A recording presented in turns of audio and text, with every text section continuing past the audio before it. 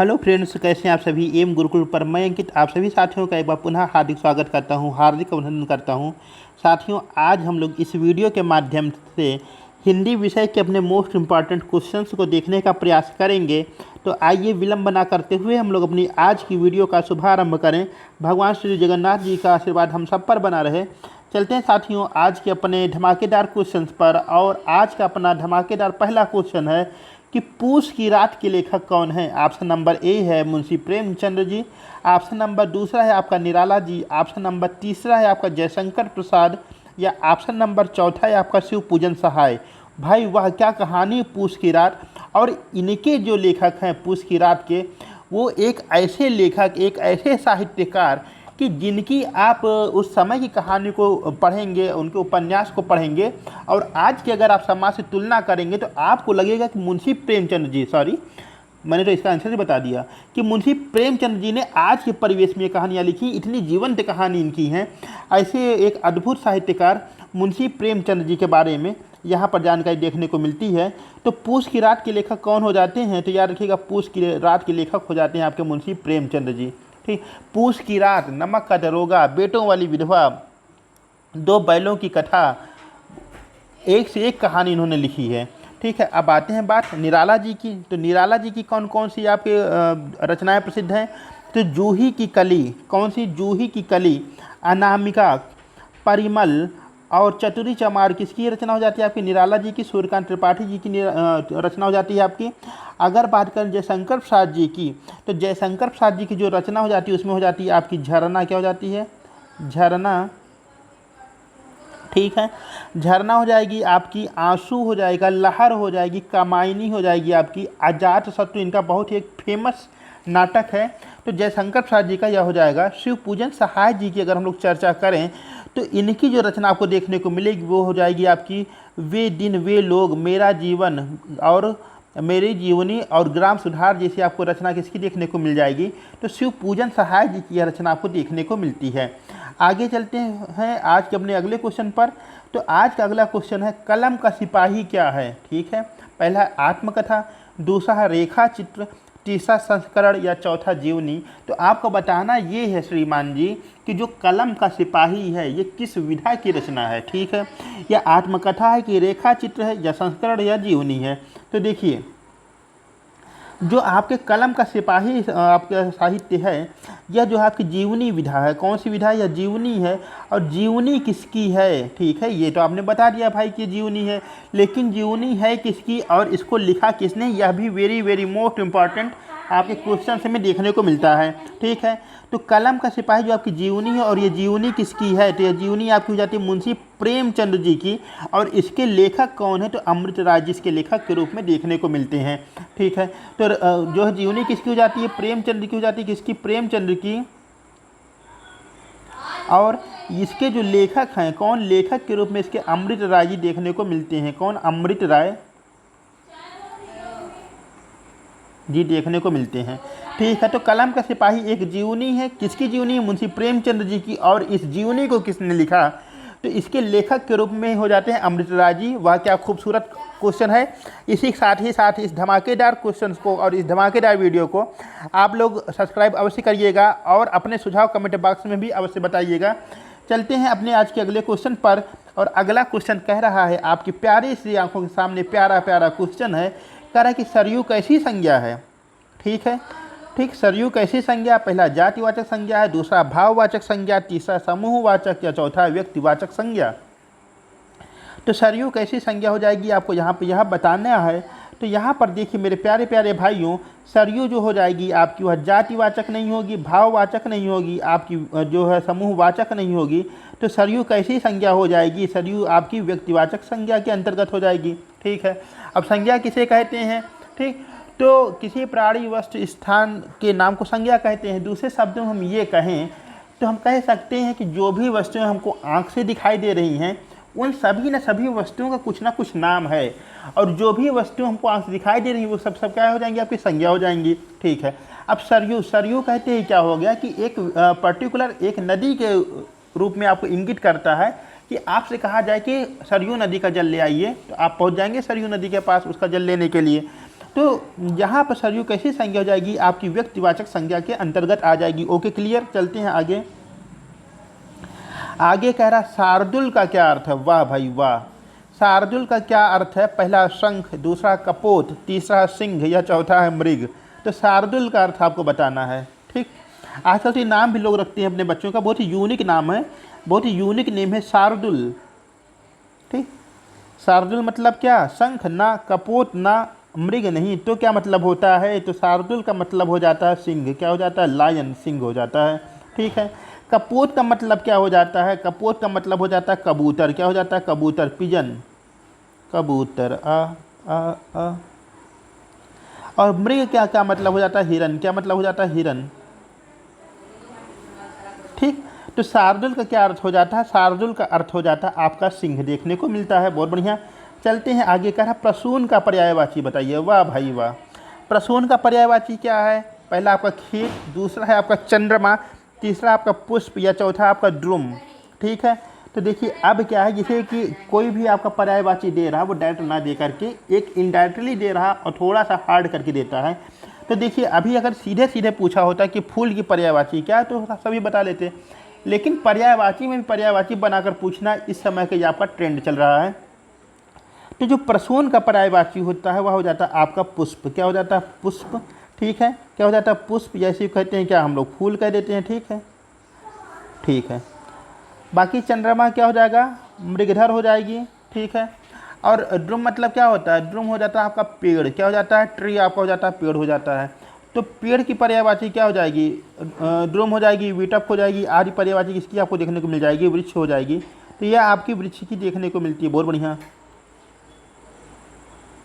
ठीक, चलते हैं आगे आज के अपने अगले क्वेश्चन पर। और आज का अगला क्वेश्चन क्या कर रहा है कि कनिष्ठ का विलोम क्या होगा। पहला ऑप्शन आपको दे रखा है अधीनस्थ, दूसरा दे रखा है सहायक, तीसरा दे रखा है वरिष्ठ या चौथा दे रखा है आपको आलोक। विलोम का मतलब क्या, विलोम मतलब उसका अपोजिट क्या होगा, उसका उल्टा क्या होगा। ठीक है, तो कनिष्ठ का मतलब क्या हो जाएगा, देखिए अधीनस्थ क्या, जो किसी के अधीन सेवा करता है वो क्या होता है, अधीनस्थ होता है आपका। सहायक, किसी की सहायता करने वाला, वह हो जाता है सहायक। ठीक, अब देखिए आलोक किसका है, तो आलोक मतलब होता है प्रकाश। क्या होता है, प्रकाश। और आलोक की जो आपकी पर्यायवाची बनेगी वह विलोम बनेगा वो क्या बन जाएगा आपका, तिमिर। क्या बन जाएगा, तिमिर बन जाएगा। तिमिर मतलब क्या होता है, एकदम से अंधकार, तिमिर। ठीक, तो कनिष्ठ का विलोम क्या हो जाएगा, कनिष्ठ का विलोम हो जाएगा आपका वरिष्ठ। क्या हो जाएगा, वरिष्ठ। ठीक है, अब देखिए कनिष्ठ मतलब क्या, जूनियर। क्या होता है, जूनियर होता है। और वरिष्ठ मतलब क्या होता है आपका, सीनियर होता है। क्या होता है, सीनियर होता है। ठीक, और कनिष्ठ मतलब क्या होता है आपका, जूनियर होता है। क्या होता है, जूनियर होता है। ठीक है, तो देखिए जूनियर का क्या होता है, सीनियर होता है। तो एक कनिष्ठ का अपोजिट क्या हो जाएगा आपका, वरिष्ठ हो जाएगा। बहुत बढ़िया, चलते हैं आगे। ठीक, आपको दे रखा क्या, कूलन में, केलिन, कछारन में, कुंजन में अलंकार आपको बताना है। पहला है आपका यमक अलंकार, दूसरा श्लेष अलंकार, तीसरा उपमा अलंकार या चौथा आपका अनुप्रास अलंकार। ठीक, तो पद्माकर जी की पंक्ति है कुछ इस प्रकार है कि कूलन में, केलिन, कछारन में, कुंजन में, क्यारिन में, कलीन, कलीन किल कंत हैं, कहें पद्माकर परागन में, पौनहु में, पानन में, पीकन, पलासन पगंत हैं, द्वार में, दिशान में, दुनि में, देश देशन में, देखो दीप दीपन में, दीपत दिगंत हैं, अब बीठिन में, ब्रज में, नबेलिन में, बेलिन में, बनन में, बागन में, बगरो बसंत हैं। तो कूलन में, केलिन, कछारन में, कुंजन में कौन सा अलंकार होगा यह आपको बताना है। कौन सा, तो देखिए आपका यमक अलंकार नहीं होगा। यमक अलंकार कहाँ होता है, जहाँ पे एक ही शब्द दो बार आए लेकिन उसके अर्थ भिन्न भिन्न हो, वहाँ पे क्या हो जाता है आपका यमक अलंकार। जैसे क्या कि कौन सा था वो, देखो यार नहीं यार, कनक कनक ते 100 गुनी मानवता अधिकाय, या पावे बौराय जग वा खाए बौराय। ठीक है, श्लेष अलंकार क्या होता है, जहाँ पर एक ही शब्द एक बार आए किंतु उसके अनेक अर्थ निकले वहाँ पर श्लेष अलंकार होता है। श्लेष का अर्थ क्या होता है, चिपका हुआ। तो जैसे क्या था आपका, रहीमन पानी राखिए, बिन पानी सब सून, पानी गए न उबरे, मोती मानुष चून। ठीक है, उपमा अलंकार, जहाँ उपमेय और उपमान के जो वस्तुओं के अंतर्गत आपकी उपमा की जाती है वहाँ पर हो जाता है आपकी क्या, उपमा अलंकार। तो यहाँ पर आपका क्या हो जाएगा, अनुप्रास अलंकार। ऑप्शन नंबर डी आपका करेक्ट हो जाएगा। तो एक वर्ण की बार बार आवृत्ति हो रही, देखिए यहाँ पे का वर्ण आपका है, क्या है आपका का वर्ण है, और का वर्ण की जो है आपकी पुनरावृत्ति बार बार हो रही है। तो इस आधार पर यहाँ पे क्या हो जाएगा, आपका अनुप्रास अलंकार देखने को मिलेगा। बहुत बढ़िया, चलते हैं आगे। कह रहा चना का तत्सम रूप क्या है। ठीक, किसका, चना का तत्सम रूप क्या है। पहला चाणक, दूसरा चवर्णक, तीसरा चक्र या चौथा चड़क। तो आपको बताना कि चना का तत्सम रूप क्या देखने को मिलता है। ठीक, देखिए तत्सम और तद्भव से भी आपके बढ़िया क्वेश्चन देखने को मिलेंगे। तो चना का जो आपका तत्सम रूप देखने को मिलेगा वह होता है क्या, आपका चड़क। क्या होता है, चड़क होता है। कहाँ गए भाई मार्कर जी, हाँ ये है चड़क महोदय। तो चना का तत्सम क्या हो जाता है, चना का तत्सम हो जाता है चड़क। ठीक है, चलते हैं आगे। और आगे क्या कह रहा है कि अकेला चना भार नहीं फोड़ता का अर्थ क्या होगा। ठीक, ये आपका मुहावरे टाइप का है कि अकेला चना भार नहीं फोड़ता का अर्थ क्या है। ऑप्शन नंबर 1 है, एक चना किसी काम का नहीं। ठीक, दूसरा कह रहा है एक चना शक्तिहीन होता है, और तीसरा कह रहा है अकेला व्यक्ति शक्तिहीन होता है, चौथा कह रहा है एक चने से भूख नहीं मिटती। तो देखिए, मान लीजिए कि आप कोई एग्जाम का पेपर दिए और उसमें क्या हुआ, पेपर लीक हो गया। अब आप अकेले ही चले दिए धरना प्रदर्शन करने के लिए कि पेपर निरस्त करो, पेपर निरस्त करो, फिर से हमारा एग्जाम कराओ। तो क्या होगा, आप जो है सुतिया जाएंगे कायदे से। ठीक, आप वापस हो जाएंगे, कुछ नहीं कर पाएंगे। लेकिन यही अगर आप संगठन बनाकर काम करेंगे, 1000-1200 लोग एक साथ जाएंगे, तो उसका असर पड़ेगा। तो इसके कहने का मतलब क्या है कि अकेला व्यक्ति शक्तिहीन होता है, यानी अकेला व्यक्ति जो है कमज़ोर साबित हो जाता है। ठीक, तो अकेला व्यक्ति आपका शक्तिहीन होता है, यह इसका हो जाएगा ऑप्शन नंबर तीसरा करेक्ट आंसर। ठीक, देखिए कह रहा कि अकेला चना भार नहीं फोड़ता, सही है। ठीक, तो इसका ऑप्शन क्या हो जाएगा, ऑप्शन नंबर तीसरा सही हो जाएगा, अकेला व्यक्ति शक्तिहीन होता है। ठीक, चलते हैं आगे। और आगे कह रहा है कि शुद्ध वर्तनी बताना है। ठीक है, पहला कह रहा विरहिणी, दूसरा कह रहा विरहड़ी, तीसरा कह रहा विरहिणी, चौथा कह रहा विरहड़ी। तो इसमें से आपका कौन सा शुद्ध होगा वह आपको बताना है कि इसमें से कौन सी वर्तनी आपकी शुद्ध है। क्योंकि देखिए आपके शुद्ध वर्तनी से भी क्वेश्चन पूछे जाते हैं, और यह आपके इसी प्रकार के आपके क्वेश्चन पूछे जाते हैं, बहुत हार्ड नहीं पूछे जाते हैं। और छोटी छोटी देखिए खाली मात्रा का अंतर किया हुआ है, और इसी में आपका सही गलत सब कुछ मिल जाएगा। तो देखिए जो इसमें सही है वह आपका क्या हो जाएगा, ऑप्शन नंबर सी। कौन सा हो जाएगा, ऑप्शन नंबर तीसरा सही हो जाएगा, विरहड़ी। कौन सा, ऑप्शन नंबर तीसरा सही हो जाएगा, विरहड़ी। वाम छोटी ई की मात्रा रा, हम छोटी ई की मात्रा और आम बड़ी की मात्रा, विरह वेदना से जरत बा विरहिणी। ठीक, शुद्ध वर्तनी कौन सा हो जाएगा, आपका तीसरा हो जाएगा, विरहड़ी। ठीक है, चलते हैं आगे। और आगे क्या कह रहा है कि जंगल में लगने वाली आग। वाह भाई वाह, क्या शानदार क्वेश्चन पूछा है, और कई बार यहाँ का क्वेश्चन रिपीट किया है समय समय पर विभिन्न परीक्षाओं में। तो देखिए जंगल में जो आग लगती है उसको कुछ और कहते हैं। ठीक, हिंदी व्याकरण के अंतर्गत जो आपकी पेट में आग लगती है उसको कुछ और कहते हैं, और जो समुद्र के अंदर आग लगती है उसको कुछ और कहा जाता है। तो जंगल में लगने वाली आग को क्या कहते हैं यह आपको बताना है। ठीक, तो देखिए जो जंगल में आग लगती है इसको कहते हैं दावानल। क्या कहते हैं, दावानल। क्या कहते हैं, दावानल। जंगल में जो लगने वाली आग है यह आपकी हो जाती है क्या, दावानल। बहुत बढ़िया।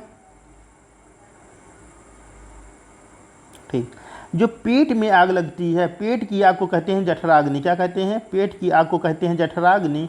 और इसी के साथ जो आपकी समुद्र में लगती है, कहाँ पर, समुद्र में लगने वाली जो आग है इसको नाम दिया जाता है बड़वानल। ठीक है, तो दावानल किसको कहते हैं, जो जंगल में लगने वाली आग है उसको नाम दिया जाता है दावानल। इसी के साथ ही साथ एक छोटा सा आप लोगों से निवेदन है कि चैनल पर साथियों नए हैं, चैनल को सब्सक्राइब अवश्य करें, और अधिक से अधिक संख्या में इसको जो है प्रतियोगी छात्रों के बीच में आप इसे शेयर करिए। ठीक है, जैसे वह भी इसका लाभ ले सकें। आगे चलते हैं। आगे क्या कह रहा है कि माखन रोटी में कौन सा समास है। वाह भाई वाह, पहला कह रहा अव्ययी भाव समास, दूसरा कह रहा द्विगु समास, तीसरा कह रहा द्वंद्व समास, और चौथा कह रहा कर्मधारय समास। तो माखन रोटी में कौन सा समास है यह आपको बताना है। तो माखन रोटी में कौन सा समास हो जाएगा, तो देखिए यहाँ पर अव्ययी भाव प्रथम पद आपका अव्यय ऐसा कुछ है नहीं।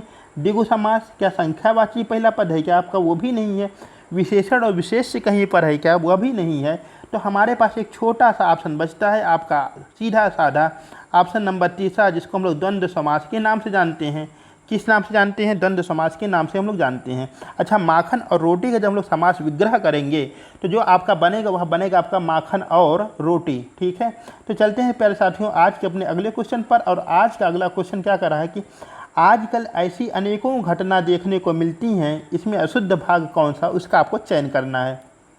ठीक, पहला ऑप्शन हो गया आजकल, दूसरा हो गया अनेकों, तीसरा ऑप्शन हो गया घटना, या चौथी हो गई ऐसी। ठीक, तो आजकल ऐसी अनेकों घटना देखने को मिलती हैं, इसमें अशुद्ध भाग कौन सा है यह आपको बताना है। तो देखिए जो अनेकों है यह आपका क्या हो जाएगा? अशुद्ध है। क्या है? यह आपका अशुद्ध है। क्यों? क्योंकि एक का जो आपका बहुवचन होता है वह अनेक होता है। क्या होता है? अनेक। और जब अनेक खुद ही बहुवचन बनेगा तो उसका बहुवचन क्या अनेकों बनेगा? क्या? कतई नहीं। यहाँ पर क्या होना चाहिए था? आजकल ऐसी अनेक घटना देखने को मिलती है, डेट्स ऑल। ठीक, चलते हैं आगे। और आगे क्या कह रहा है कि जिसकी भुजाएं घुटने तक लंबी हों उसको क्या कहते हैं? ठीक, वाक्यांशों के लिए एक शब्द के अंतर्गत हम लोग आ गए कि जिसकी भुजाएं घुटने तक लंबी हों, लंबी लंबी भुजा वाला, उसको क्या कहेंगे? पहला अजातशत्रु, दूसरा है अजान बाहु, तीसरा ऑप्शन है आपका अपठित, या चौथा ऑप्शन आपका सहोदर। ठीक, तो देखिए सहोदर किसको कहेंगे? तो एक ही उदर से जन्म लेने वाले। कहाँ से? एक उदर से जन्म लेने वाले आपके कहते हैं, कहलाते हैं क्या? सहोदर। अपठित जिसको पढ़ा ना गया हो, बिना पढ़ा, क्या हो जाएगा? ये आपका बिना पढ़ा। ठीक, अजात शत्रु जिसके शत्रु ही ना हो, क्या हो? जिसका शत्रु ही ना हो वह क्या कहलाता है? आपका अजात शत्रु। ठीक, तो इसका सही कौन सा हो जाएगा? ऑप्शन नंबर दूसरा, यानी अजान बाहु। क्या हो जाएगा? अजान बाहु। तो जिसकी भुजाएं घुटने तक लंबी होती हैं उसको कहा जाता है अजान बाहु। ठीक, चलते हैं इसी के साथ ही आज के अपने लास्ट क्वेश्चन पर। और प्यारा सा क्वेश्चन है, कह रहा सूर्योदय हुआ और कुहासा जाता रहा, यह किस प्रकार का वाक्य है? मेरे प्यारे भाई, आपको यह बताना है कि यह किस प्रकार का वाक्य है कि सूर्योदय हुआ और कुहासा जाता रहा। सरल वाक्य है कि यह आपका मिश्र वाक्य है कि यह आपका संयुक्त वाक्य है, या इनमें से कोई नहीं? यह आपको बताना है कि सूर्योदय हुआ और कुहासा जाता रहा, यह किस प्रकार का वाक्य है मेरे परम मित्र। तो देखिए इसमें जो आपका बन जाएगा वह बन जाएगा आपका संयुक्त वाक्य। कौन सा बन जाएगा? संयुक्त वाक्य। क्यों? क्योंकि जुड़ा हुआ वाक्य है। और किससे जुड़ा हुआ है? आपका योजक जो आपके शब्द हैं और से जुड़ा हुआ है, यहाँ पर हो जाएगा आपका संयुक्त वाक्य। अगर मान लीजिए कि अभी सरल वाक्य का उदाहरण लिया जाए कि चोर ने जेब काटी। ठीक, चोर ने जेब काटी, सरल वाक्य हो गया। अब इसी थोड़ा मिश्र वाक्य के अंतर्गत अगर प्रयोग करेंगे तो मिश्र वाक्य क्या होता है? जहाँ पर एक प्रधान वाक्य होता है और उस पर आश्रित उपवाक्य होता है, वहाँ पर होता है आपका मिश्र वाक्य। अगर इसी को ऐसे प्रयोग करें कि जैसे ही चोर ने जेब काटी तैसे ही पुलिस ने पकड़ लिया, कि जैसे तैसे वाली घटना क्या है? एक दूसरे पर मोटा मोटा माने तो एक दूसरे पर आश्रित है कि जैसे ही चोर ने जेब काटी तैसे क्या करे? पुलिस ने पकड़ लिया। ठीक है, संयुक्त वाक्य जब दो वाक्य आपस स्वतंत्र होते हैं और किसी योजक शब्द के द्वारा वो आपस में जुड़े होते हैं तो उसे कहा जाता है आपका संयुक्त वाक्य। तो आशा करता हूँ कि यह वीडियो आप लोगों को अवश्य पसंद आई होगी, और वीडियो कैसी रही कमेंट बॉक्स में आप लोग अवश्य बताइएगा। साथ ही साथ साथियों, चैनल पर नए चैनल को सब्सक्राइब अवश्य कर दीजिएगा। आपके चेहरे पर मुस्कान यूँ ही बनी रहे। मिलते हैं अपने अगली वीडियो में, तब तक के लिए इजाज़त दीजिए। टाटा बाय बाय, नमस्कार, जय हिंद।